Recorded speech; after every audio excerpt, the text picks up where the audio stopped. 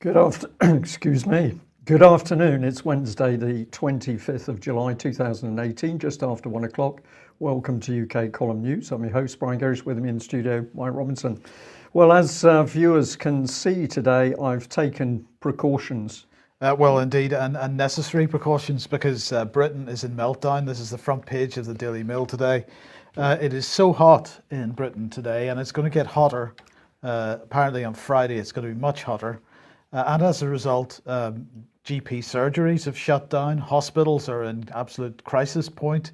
Apparently, the nurses are struggling with dehydration because they can't get any water to drink. And patients are passing out and vomiting, apparently, according to reports. This is not even a red alert today, Brian. It's only an amber alert. And nonetheless, the entire country is shutting down. Apparently, the railway lines are buckling under the heat, and all kinds of really horrible stuff going on because this is the hottest that it's been for a very long time. And as I say, Friday, the Met Office saying could become the hottest ever July day. Yes. But as we see the headline there, we've got the nice little contrast because there's the fear factor in Britain in Meltdown, and then there's the complete dross article of Vanilla Camilla. Yes. Let's move on quickly because well, good news, Brian. The government has published its white paper legislating for the withdrawal agreement between the United Kingdom and the European Union. So this is less than 2 weeks, they say, after the government confirmed its comprehensive plans for the UK's future relationship with the EU. It's published a new white paper. They're coming out thick and fast now, explaining how the UK's withdrawal agreement will be put into law. This is going to happen with the EU Withdrawal Agreement Bill, formerly known as the Withdrawal Agreement and Implementation Bill, and that's apparently going to legislate for the major elements of the withdrawal agreement, which is going to be reached with the EU, including issues such as the agreement on citizens' rights and the financial settlement, and the details of a time-limited implementation period. So the EU Withdrawal Agreement Bill will, they say, be the primary means by which the rights of EU citizens will be implemented and protected in UK law. It will amend some parts of the EU Withdrawal Act to ensure that our statute book functions correctly during the time-limited implementation period, whatever that means. And it's going to create a financial authority to manage the specific payments to be made under the financial settlement with appropriate parliamentary oversight. So that's fantastic stuff. Now, this bill was announced in November last year, but it's the first time that the government has given some details or any details on how parts of it are going to be made UK law. Well, there you go. What did Dominic Raab have to say? He said the white paper on the EU withdrawal agreement bill, explains the pragmatic approach we are taking to legislating our new withdrawal agreement, including the time-limited implementation period that we agreed with the EU in March. It also provides further certainty at home and in the negotiations that the UK is getting on with the job of delivering a smooth and orderly Brexit while giving parliamentarians an opportunity to consider the detail of the EU withdrawal agreement bill before it's introduced. We look forward to working with MPs and peers on this crucial piece of legislation, which will give effect to our exit treaty in law. So that's fantastic. That's what Dominic Raab had to say. Theresa May, in very unparliamentary language, but I mean, Margaret Hodge started it. She said, F you, Dominic, I'm in charge. So basically, she has now said that she's going to take control of the EU negotiations, the Brexit negotiations with the EU. Dominic Raab is no longer in charge.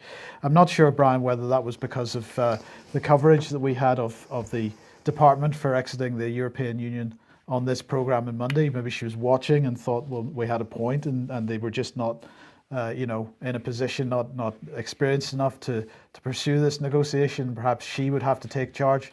Well, the question is she in charge? And of course, we've long said that she's not. She's merely a puppet. And the question is, well, who's pulling her strings? So let me introduce you to Ollie Robbins.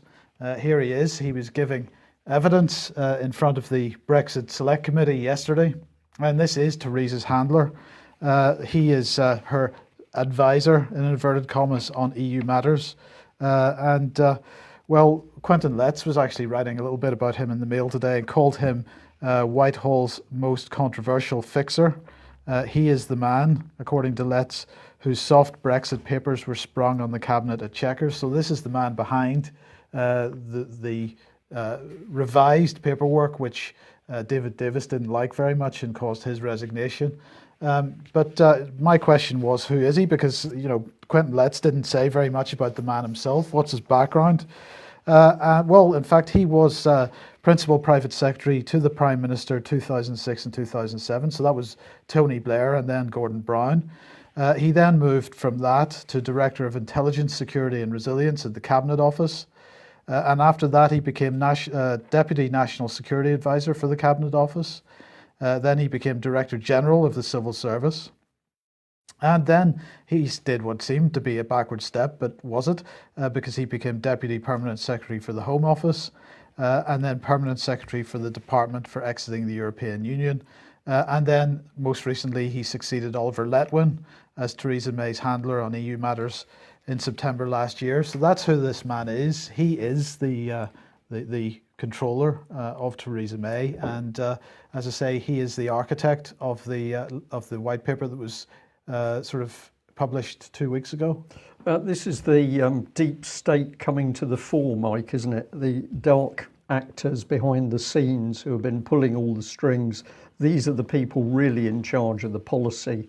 And then you've just got the puppet like Theresa May, who's put in front of the cameras to say what she's supposed to say. This will be the man, I would guess, that's connected in with the international corporations and the banking interests that are driving it. Well, indeed, but because we're at getting one a point he glimpse. was working for the Treasury. So that's, yes, I think you're bang on the money there, yeah. Well, what do we see out of all this? I think we're looking at more planned chaos. And what's the aim? Well, it's very simple. A nation divided against itself cannot stand. And if you look at things at the moment, utter chaos between the parties in Westminster, nothing works anymore. And ever since we've been involved with the pernicious European Union, this country hasn't been able to focus on its own destiny. But it gets worse because there's trouble now between England and Scotland. Let's have a look at this. This is all over the Scottish Continuity Bill. Apparently the purpose of this Scottish bill is to promote legal certainty by making provision for the continuity within the domestic legal system of existing EU-derived law upon and following withdrawal. So essentially, north of the border, the Scots have said, well, we're going to pass our own bill. And now Westminster's got its knickers in a twist because the Scottish bill doesn't really agree with the Westminster bill. So let's have a look at what Lord Keane, the Advocate General for Scotland, said. Well, this is the setting, really. On the first day of a major legal case on the limits of devolution, the UK's government's top law officer for Scotland argued that Hollywood's Brexit community bill cannot stand and must be struck down.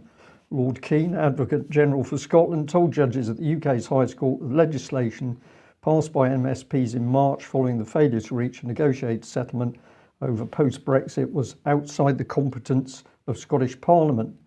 So the bill impermissibly modifies Westminster's EU withdrawal bill, which transfers European law into British statute. So it's all immensely complicated here, but this is the key statement that we picked up on. The UK Parliament is sovereign and the Scottish Parliament is not. And what is all this really giving us? It's giving us an immensely complicated situation where nobody really seems to know what is actually happening. So if we just move on to the next bit, we can see in the press, we've got UK to stockpile food in the event of a no-deal Brexit. So this has come out of the Scotsman. Is this an attempt from north of the border to stir up the fear factor and stir up more trouble? No, I don't think it is, because I think you're just about to come on to the other aspect of this. Okay, well, we'll bring it up on screen then. We've got this one, Matt Hancock, one of your favourites. Any responsible government needs to prepare for a range of outcomes, including the unlikely scenario of a no-deal Brexit. Since I've arrived in the department, I've asked this work to accelerate. This includes the chain of medical supplies, vaccines, medical devices, clinical consumables, blood products, and I've asked the department to work up options for stockpiling by industry. So this is absolute project fear. Without the EU, Britain is going to collapse and all of our medical systems are going to fall apart, according to Matt Hancock. And if we come back to Dominic Raab, he had this to say: if one party fails to honour its side of that overall bargain, this is the EU withdrawal, of course, there will be consequences for the deal as a whole, and that includes the financial settlement. It would be wrong to describe it as the government doing stockpiling. Oh, he's apparently not talking to Matt.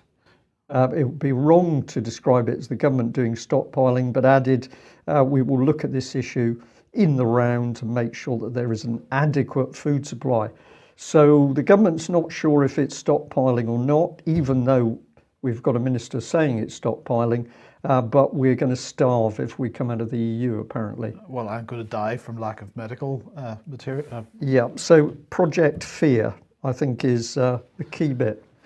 Well, let's stick with the Project Fear because, of course, Novichok 2, the sequel, moves on, and ITV News last night had an interview with Charlie Rowley, one of the two people that was apparently affected by the most recent, quotes, Novichok event.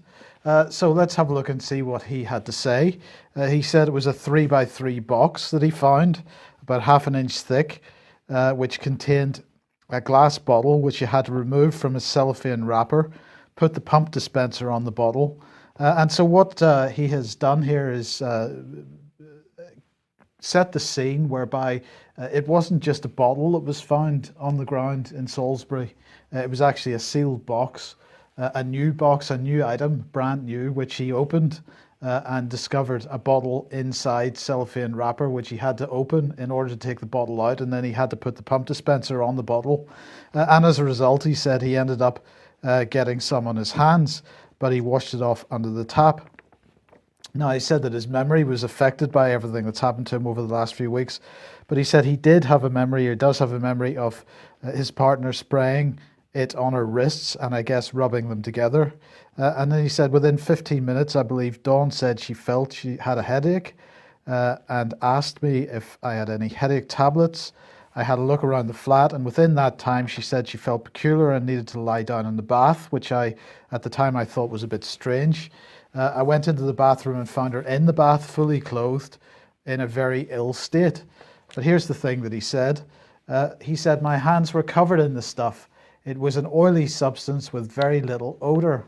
They run tests on it. That's his language. They run tests on it, and I was in complete shock when they told me it was Novichok. So now we are, as this narrative proceeds, now we are expected to believe that he opened a sealed item, a box, removed a bottle from a sealed cellophane wrapper, put the pump dispenser on the bottle, and in the process of putting the pump dispenser on the bottle, he got some of this stuff on his hands. But when it got on his hands, it didn't smell of anything. It didn't have any odor, but it was supposed to be perfume, Brian. And the point of perfume is that it has some kind of smell. Usually, yeah. Right? So please, somebody explain to me why Dawn then took the bottle of non-smelling perfume and sprayed it on her wrists and rubbed her wrists together when it didn't smell of anything. It's quite unbelievable. I mean that in the true sense of that expression. Everything about it is fascinating. He's got some memory problems as the result of the Novichok. He can't remember where he found the item, but he can remember the dimensions of the box. He can remember how it was packaged. He can remember how he put it together, but he can't actually remember the unique thing of actually finding it in the first place. Yes. Yeah. No. So I don't know what's going on here, but this does not add up in any way.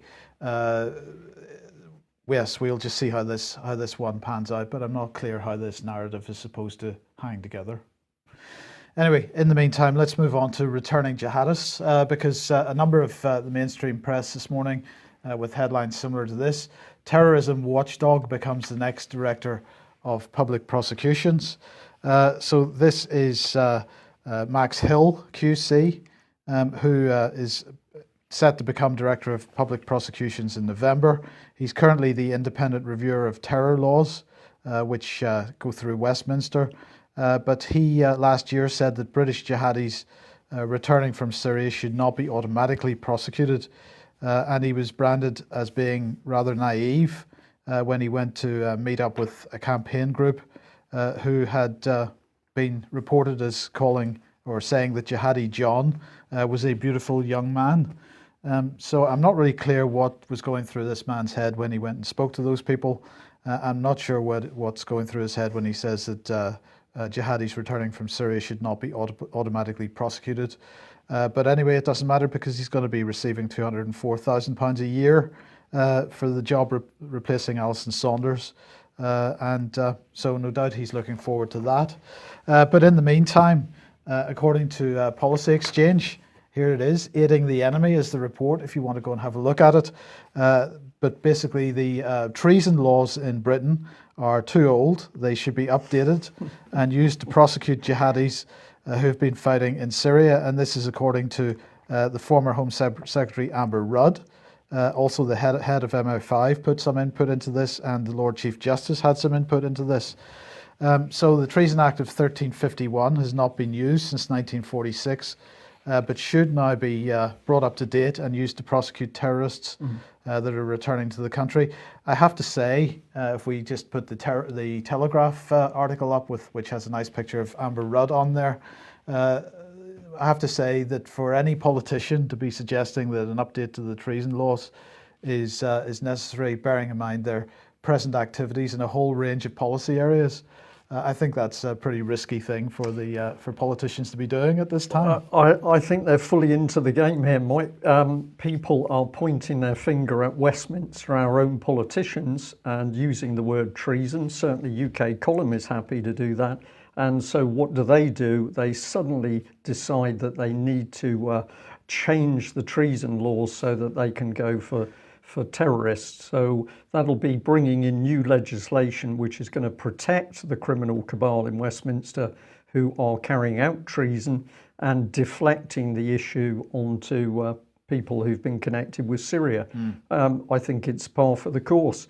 And of course, this is being drifted through in wider media. I couldn't help but pick up this headline here from the Mail, Terror Police. So that's a UK Column red line in there, but Terror Police boost MP security after she's accused of racism by activists for condemning the grooming of girls by Asian sex gangs. And of course, this is Sarah Champion. The headlines, the sub-headlines here says, Labour MP for Rotherham was accused by activists of industrial-scale racism.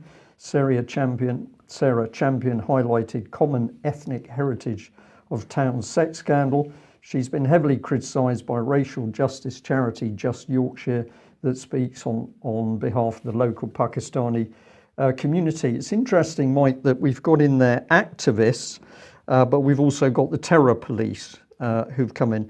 Now, apparently she's had some death threats, so if that is true, obviously that is not very nice and needs to be dealt with, but it's amazing how we suddenly get terror police coming into this article. Well, what did she have to say? This is what she said. Britain has a problem with British Pakistani men raping and exploiting white girls. There, I said it. To which we can say, you're absolutely right, Sarah Champion, except you are not having a look at what's going on in the wider context. So she's had to partly apologise for that remark, because of course the Pakistani and Asian community is saying, but it's not all of us. And she's now apologised and backtracked. So it would appear that Sarah Champion has at least had to think about what she's talking about, even though we know that Pakistani and Asian men have been involved in the rape and grooming of white girls. So let's have a look at things in a wider sense, and we'll come to the Mail. Ex-Archbishop of Canterbury, Lord Carey, blames end of Diana's marriage and women priests for Church of England's failures over wicked, deluded paedophile Bishop Peter Hall. So now we're into the heart of the British establishment, that establishment has been covering up the abuse of children, but now it all becomes a lot more murky than the treatment that and the investigation and the treatment for those Asian men who were grooming and abusing girls. So how does this develop? Well, Mr. Carey has been giving evidence to the Independent Child Abuse Inquiry. Let's have a look at this little bit. Lord Carey resigned as Honorary Assistant Bishop in the Diocese of Exeter in 2017 after an inquiry found he delayed a proper investigation into, this is another Bishop, Ball, his crime for 2 decades, by failing to pass information to the police.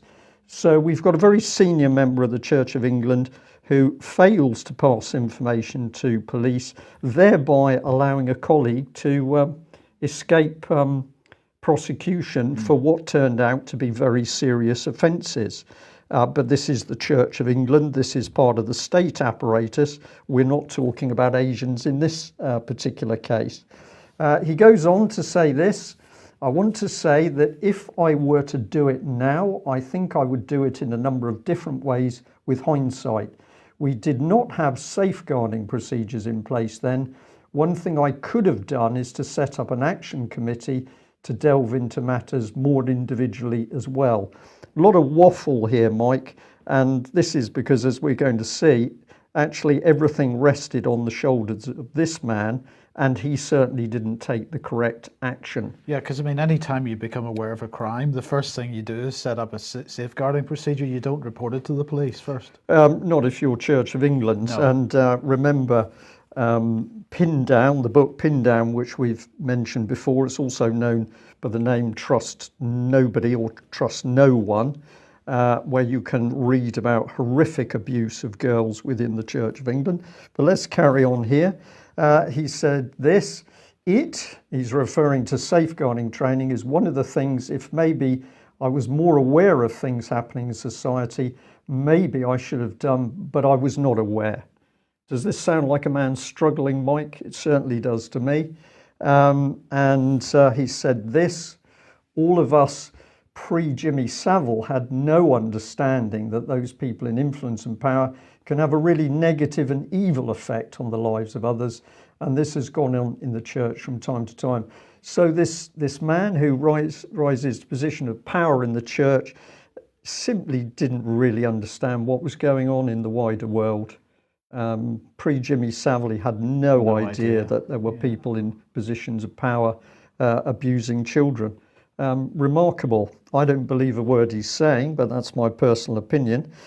So if we jump back to The Guardian, this was the article that started to really point the finger. Former Archbishop of Canterbury lashes out Justin Welby in letter. George Carey says it's shocking that his successor asked him to quit honorary post over role in sexual abuse case. The former Archbishop, who retired from post in 2000, resigned as Honorary Assistant Bishop in the Diocese of Exeter in June after a damning independent inquiry criticised the Church of England's handling of the Ball case. Carey set the tone for the Church's response to Ball's crimes and gave the steer which allowed Ball's assertions that he was innocent to gain credence. Carey had failed to pass 6 letters raising concerns about Ball to police, and in 1993 wrote to Ball's identical twin brother, Bishop Michael Ball, saying, I believe him to be basically innocent. So you have material, you don't pass it through to the police, you're protecting, I think, the reputation of the church. And of course, we know that the Church of England has spent vast amounts of money on specialist legal teams in order to make sure that abuse survivors can't get any compensation out of the church itself. So a really stark contrast between how the British state, of which the Church of England is part of that state, of course, pushes for the prosecution of those Asians. But when we start to look inward to what's happening in the state system itself, all of a sudden it becomes very, very vague, and people may have made a few mistakes, but not to worry. Prince Charles, of course, Another one who, far from volunteering the information he had on this case, has to bring in his legal team to make sure that he can obfuscate the information that he puts forward. And what is the effect of all this? Well, the effect is that where we have white girls abused by white members of the British community, they're simply locked up in prison to make sure that Westminster and the wider establishment is protected. I'm going to say thank you very much to the lady who sent this in. Here's details for Chris Leslie. And Chris Leslie MP is Melanie Shaw's MP. Melanie worked for him at one point, and here he is, of course, glad handing her.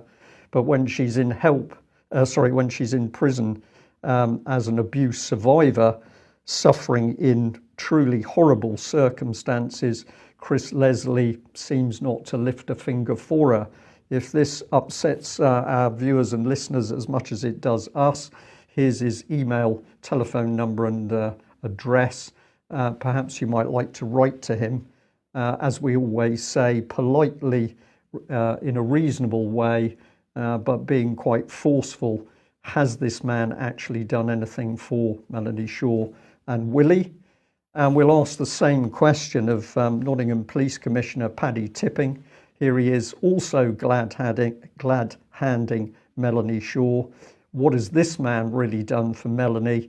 My opinion is not a lot. And this is particularly sad because, of course, Paddy Tipping was a social worker in Nottingham himself. So we'll continue to report on the British state's cover-up of paedophiles and child abusers, but it's becoming ever more clear that the state is desperate to close down the trail showing what's been going on behind the scenes. And that close down, of course, includes closing down records of children's homes for anywhere between 50 and 80 years. Why would that be?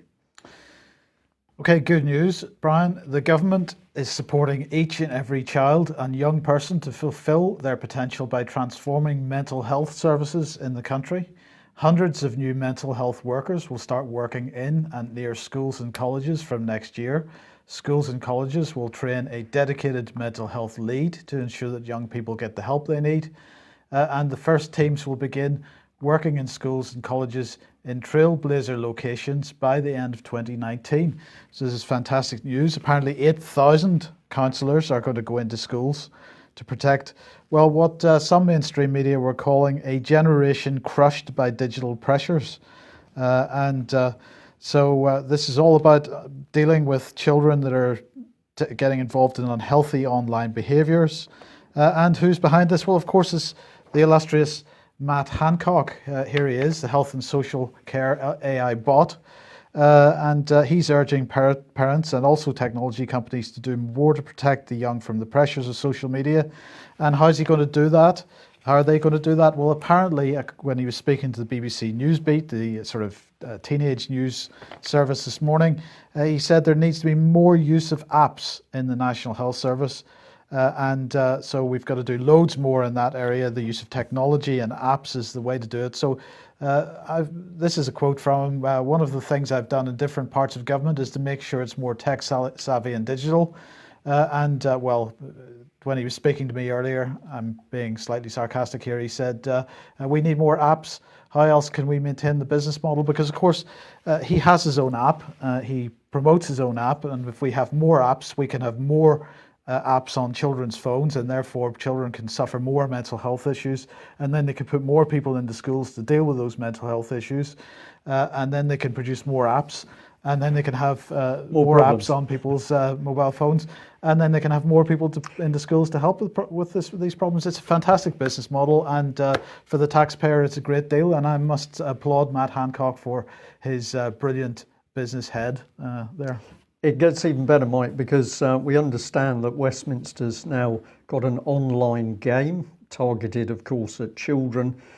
So a child can log into that particular site and experience what it is like to be an MP, waking up and having coffee and toast while you answer emails, and you then follow through your day with a game generating what happens. So we will cover some of that tomorrow. It is truly outstanding that in 2018, with all the problems that we've got, you can now play at being an MP, and presumably while children play that game to be an MP, it's helping to make them mentally ill. Yes, right. Well, even better news. Gav the Chav, Gavin Williamson, was meeting the Emir of Qatar yesterday at Horse Guards yesterday. So there he is on screen. It's all looking very impressive. This is all about joint UK-Qatar Typhoons, apparently. So this is part of a multi-billion-pound contract to supply Qatar with 24 Typhoon aircraft, 9 Hawk T2s. But Number 12 Squadron of the RAF will integrate Qatari personnel, including pilots and ground crews from 2019. And the personnel will be initially stationed at RAF Coningsby and then in Qatar, undertaking a package of training and cooperation with UK personnel. It represents, the government says, a unique initiative, and not since the Second World War and the Battle of Britain has the RAF formed a squadron with another nation. So the joint squadron will provide the Qatari Air Force with valuable experience operating these aircraft and speed up their preparation for the first Typhoon to be delivered in 2022. The two countries, they say, share mutual interests in countering violent extremism, ensuring stability in the region, and this formation will further reinforce these ties by helping to prevent terrorism from spreading and protecting the prosperity and security of the UK at home. Not quite sure how it's going to do that, but there you go. Gavin said Qatar remains a close and important friend to the UK, and it's the only nation with which we have a joint squadron. So I suppose from a geopolitical point of view, Brian, this is a pretty shrewd move. Not so soft British power, no. I would say. But we can't trust Gavin Williamson because of things like this. So here's an apology on screen. The Ministry of Defence has conducted a detailed examination of the errors made and has taken robust measures to ensure that an oversight such as this does not occur again.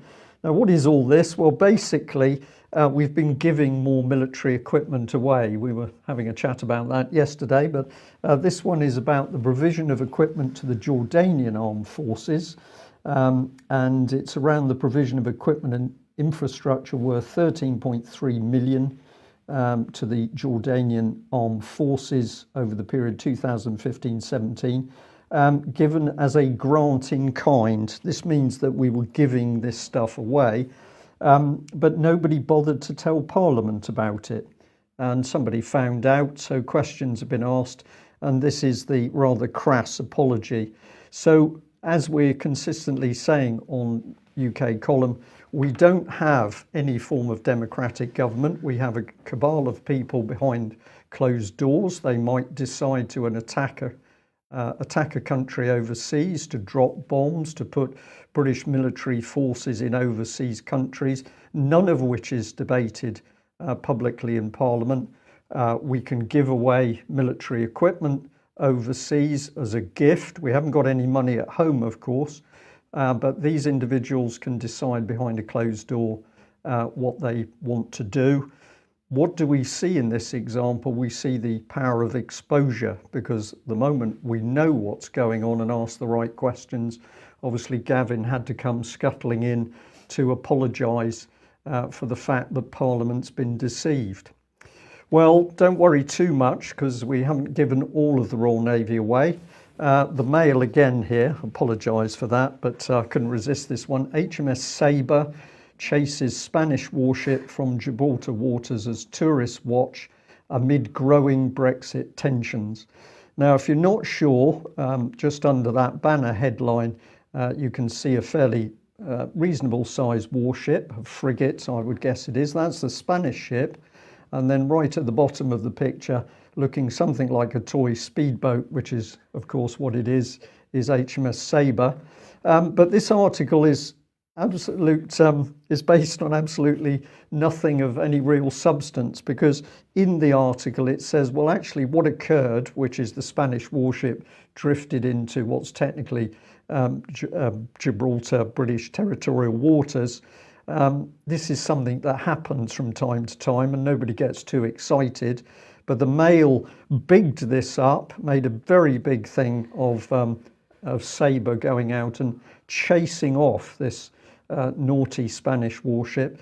And if you want to know how aggressive it could have got, well, apparently Sabre could have fired some flares at the Spanish ship, Mike. So not to worry, because we've clearly got a military, and hopefully that military is going to be able to deal with those nasty Russians. And that probably brings us in nicely to this article by The Guardian. I found this just fascinating. Here we are, the headline: Vladimir Putin's Russia is a creaking ship. Yeah, okay, we'll leave Sabre out of it. Don't fall for the propaganda. And then they say, in fact, there are three Russias. The first is Putin's Russia, built on an oligarchic power structure and its massive propaganda machine. The second is the average man's Russia, with its many facets, but also its common problems. The third is the professional elites and upper middle class who benefited from the economic boom of the 2000s and now have much to lose. And Mike, as I read this, I thought this is remarkably similar to Theresa May's Britain, because we can just substitute. So here we are. Theresa May's Britain is a creaking ship. Don't fall for the propaganda. In fact, there are three Britons. The first is May's Britain, built on an oligarchic power structure and its massive propaganda machine. The second is the average man's Britain, with its many facets, but also its common problems. The third is the professional elites and upper middle class who benefited from the economic boom of the 2000s and have much to lose. But I couldn't resist it, because it actually went on and said, in today's Russia, it takes courage to expose manipulations and debunk some of the myths attached to Putin's popularity. Real, sincere voting patterns, free of pressure and rigging, seem to have emerged as follows. Over 40% of the electorate abstained, 20% voted for a small candidate, and a little less than 40% voted for the president. So I thought we'd better bring in Theresa May. And where does that get us? Well, we can show that, there we go. In today's Britain, it takes courage to expose manipulations and debunk some of the myths attached to May's popularity. Real, sincere voting patterns, free of pressure and rigging, seem to have emerged as follows. Over 31% of the electorate abstained, so not far behind Russia there. 13.8% voted for a small candidate, not too far different, and a little less than 43% voted for Theresa May. So difference between Putin's Russia and Theresa May's Russia. Little difference in many ways, apart from the fact it would appear that President Putin does tell the truth a little bit more frequently than Theresa May, which is why they're changing the law, of course. Absolutely. Okay, we will leave it there. Thank you very much for joining us. Thank you very much for the letters and emails of support that we've had over the last couple of months. It's always a very big boost when people write in and say nice things, so thank you for that. Thank you also to those of you who've donated and recently signed up for subscriptions. If you're not a subscriber to UK Column, please consider taking one out, because we can only do what we do with your financial help and support. We'll leave it there, because the temperature is now soaring in the UK Column studio, and if I hadn't taken precautionary clothing methods, we'd be in dire trouble. Absolutely. Keep those baby wipes handy in case of any problems with Novichok. And don't open any.